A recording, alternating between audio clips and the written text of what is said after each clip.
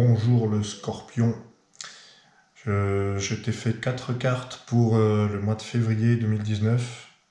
Alors, février 2019, il est question, en tout cas à travers les harmoniques, il est beaucoup question de ton lien avec les autres et de transformation. Alors, Scorpion, c'est un signe de transformation. Là, on n'y coupe pas. Pluton, la planète du Scorpion, ça déménage, ça transforme en profondeur. Donc, tu n'es pas en terrain inconnu.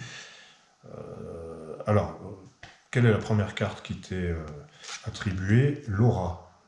L'aura, ça parle de ton champ énergétique de Scorpion, ton magnétisme naturel, qui est souvent très fascinant, très envoûtant, quelque chose de pas forcément visible. D'ailleurs, par définition, chez le Scorpion, c'est pas avec des artifices que tu attires les gens à toi. On a bien compris que c'était beaucoup plus profond et intérieur, et magique parfois même.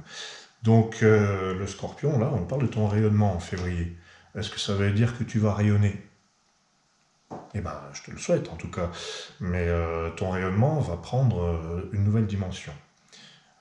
Tu rayonnes par l'invisible, tu rayonnes par une espèce de charisme peut-être, mais il y a autre chose qui se passe, c'est qu'il y a aussi ta place au sein de la famille, et au sein de la communauté, de la famille humaine.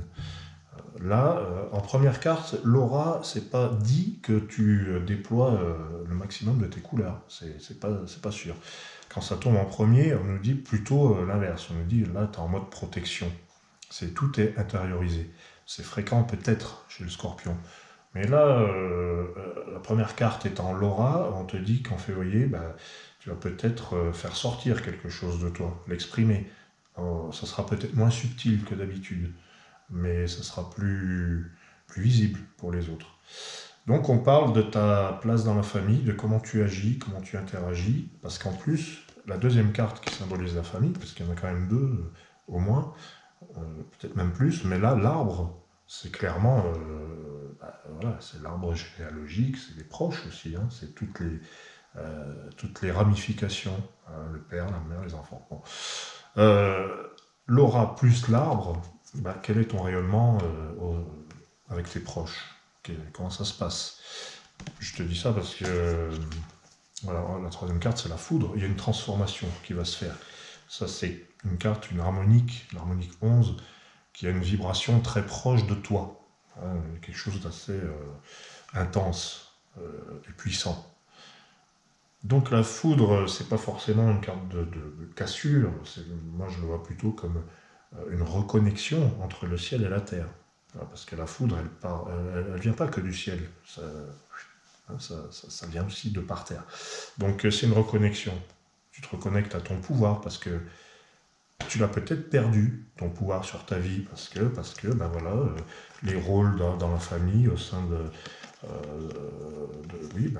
avec les proches, dans ce rôle, on veut s'y perdre. Donc toi, le Scorpion, qui est quelqu'un d'entier, t'es entier, tu ne fais jamais les choses à moitié. Eh bien, tu vas peut-être réaliser en février qu'il faut aussi couper certaines habitudes et te retrouver toi.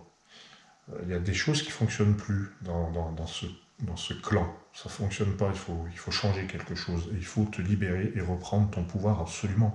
Quand je dis reprendre ton pouvoir, c'est quand le Scorpion va s'enfermer dans son monde, il va oublier que il peut aussi sortir de ce monde et puis voir, en observant bien l'extérieur, que finalement, il peut prendre des choses en main et ça peut changer. Ce que je veux dire par là, c'est que naturellement, c'est pas que le Scorpion, mais on a souvent tendance à chercher à l'extérieur des explications sur ce qui fonctionne pas, mais tu peux te transformer toi intérieurement. C'est ce qui va se produire en février. En février, c'est ma place dans la famille et avec mes proches va se modifier. Je vais arrêter certaines choses. Je vais arrêter d'être dans mon intériorité, et puis je vais peut-être observer un petit peu ce qui se passe dehors, et je vais retrouver mon pouvoir. Et c'est moi qui vais décider. Par contre, je vais décider avec les autres. Voilà. Bon, il y a des choses qui se remettent en place, en fait, dans la famille. Et au niveau, pour tout le reste, c'est pareil. Pour tout le reste, le scorpion va reprendre les choses en main en février. Mais il va casser certaines habitudes, certaines croyances. Puis il va se libérer. Il y a d'autres signes comme ça en février qui se libèrent, véritablement. Mais là, pour le scorpion, c'est vraiment les liens qui deviennent un petit peu étouffants, ou les habitudes qui ne sont plus fécondes, en fait. Voilà, il y a du changement, en tout cas. Il y a beaucoup de changements. Et c'est pour le mieux, c'est pour le meilleur. Quelle est la carte qui termine cet horoscope de février? Alors, je dis horoscope, mais c'est plutôt un message sur les énergies. Donc, nous avons la voix des anges. La voix des anges, c'est écoute tes guides.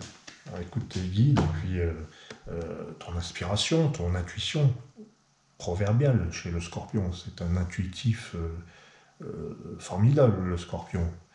Donc là, on te dit, tu t'es peut-être coupé de ton intuition récemment. C'est tout à fait possible avec les vies qu'on mène, avec cette époque un peu folle. On peut se couper de. D'ailleurs, moi je recommande aux scorpions de parler à ses défunts. Ils sont là, hein, ils sont toujours là. C'est les meilleurs anges gardiens. J'ai fait une demande, moi, la semaine dernière, à mes guides, envoyez-moi le meilleur d'entre vous. Et j'ai une pensée pour mon papa. Donc c'est pour dire que parlez à vos guides, les meilleurs d'entre eux, ce sont les proches. Voilà. Puis même les vivants, hein, évidemment. Il n'y a pas besoin d'aller les chercher de l'autre côté. Voilà. En tout cas, je vous souhaite un merveilleux mois de février dans les retrouvailles de votre pouvoir, de votre créativité et de votre intuition que vous avez pu peut-être mettre en sourdine. C'est possible. Bien à vous.